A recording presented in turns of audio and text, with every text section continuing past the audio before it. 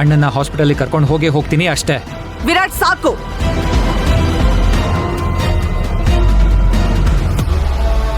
ಅಥರ್ವನ್ನ ಓಂಕಾರ್ ಜೊತೆ ಹಿಲ್ ಸ್ಟೇಷನ್ಗೆ ಟ್ರೀಟ್ಮೆಂಟ್ಗೆ ಅಂತ ಕಳ್ಸೋದಕ್ಕೆ ನಿರ್ಧಾರ ಮಾಡಾಗಿದೆ.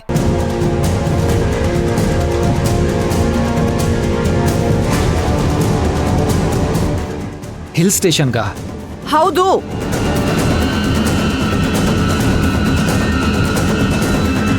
ಏನಿದು, ಅತ್ತಿಗೆನೆ ಬಾಯ್ ಬಿಟ್ಬಿಟ್ರಲ್ಲ. ಮಾಮ್, ನಮ್ಮ ಹತ್ರನೂ ಹೇಳ್ದೆ ಟ್ರೀಟ್ಮೆಂಟ್ಗೆ ಹಿಲ್ ಸ್ಟೇಷನ್ಗೆ ಅಂದ್ರೆ ಹೇಗೆ ಮಾಮ್? ನೀವು ಕೂಡ ಇದನ್ನೇ ತಾನೇ ಮಾಡ್ತಿರೋದು? ರಾತ್ರಿ ಯಾರಿಗೂ ಹೇಳ್ದೆ ಕೇಳ್ದೆ ಕರ್ಕೊಂಡು ಹೋಗ್ತಿದ್ದೀರಾ? ಇದು ಸರಿನಾ?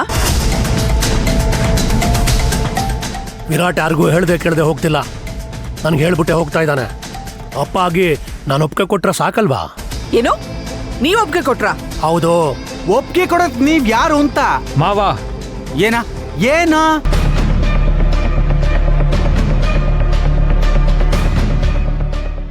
ಬವ್ವ, ಇದೆಲ್ಲ ಆಗ್ತಾ ಇರೋದು ನಿಮ್ಮಿಂದಲೇ. ನೀವೇ ಇದಕ್ಕೆಲ್ಲ ಸೂತ್ರಧಾರ. ಅಥರ್ವ ಹುಡುಗಿನ ಪ್ರೀತಿಸಿ ಇವತ್ತಿಂತ ಸ್ಥಿತಿಗೆ ಬರೋದಕ್ಕೂ ನೀವೇ ಕಾರಣ. ಅಥರ್ವನ್ ಸ್ಥಿತಿಗೆ ನಾನ್ ಕಾರಣನಾ? ಮಾತಾಡೋದಕ್ಕೆ ಒಂದು ಅರ್ಥ ಇರಬೇಕು ಓಂಕಾರ್.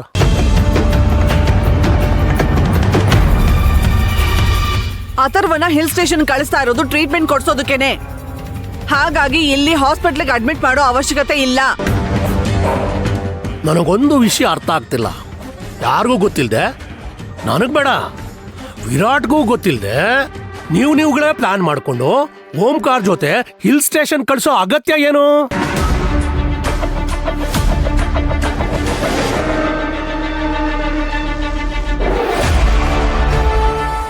ಕರೆಕ್ಟಾಗೆ ಪಾಯಿಂಟ್ ಹಾಕ್ತಿದಾರಲ್ಲಪ್ಪ ಇವರು. ಇವರೆಲ್ಲ ಬಂದ್ಬಿಟ್ರೆ ಏನ್ ಮಾಡೋದು? ಅದೆಲ್ಲ ನಿಮಗೆ ಯಾಕೆ?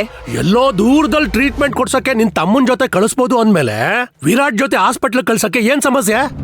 ಅಥರ್ವ ಎಲ್ಲೂ ಹೋಗೋದ್ ಬೇಡ, ಇಲ್ಲೇ ಟ್ರೀಟ್ಮೆಂಟ್ ಆಗ್ಲಿ. ನೋಡಕ್ಕ, ನನ್ನ ಮೇಲೆ ಅನುಮಾನದಿಂದ ಮಾತಾಡ್ತಾ ಇದ್ದಾರೆ. ಅಲ್ಲ, ನಾನು ಯಾವತ್ತಾರು ಈ ಮನೆಗೆ ಕೆಟ್ಟದನ್ನ ಬಯಸಿದ್ದೀನ? ಮಾವ, ಡ್ಯಾಡ್ ಹೇಳ್ತಾ ಇರೋದು ಸರಿಯಾಗೇ ಇದೆ. ಅಣ್ಣನ್ನ ಹಿಲ್ ಸ್ಟೇಷನ್ಗೆಲ್ಲ ಕಳ್ಸೋದ್ ಬೇಡ. ಅಂದ್ರೆ ವಿರಾಟ್, ನಿನ್ಗೆ ನಿಮ್ಮ ಮಾವನ ಮೇಲೆ ನಂಬಿಕೆ ಇಲ್ವಾ? ಹಾಗಲ್ಲ ಅತ್ತೆ. ನೋಡು ವಿರಾಟ್, ನೀನು ನಿನ್ನ ಬಿಸ್ನೆಸ್ ಆಗೋ ಎಂಗೇಜ್ಮೆಂಟ್ ಅದ್ರ ಬಗ್ಗೆ ಮಾತ್ರ ಗಮನ ಕೊಡು. ಅಥರ್ವನ್ ಟ್ರೀಟ್ಮೆಂಟ್ ಬಗ್ಗೆ ನಾವು ನೋಡ್ಕೋತೀವಿ. Ma'am, please.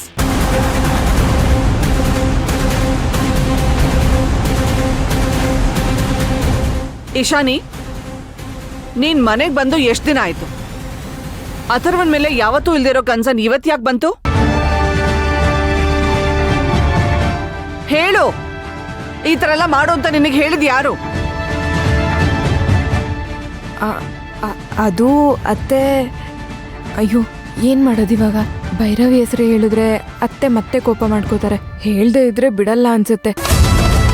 ಹೇಳು.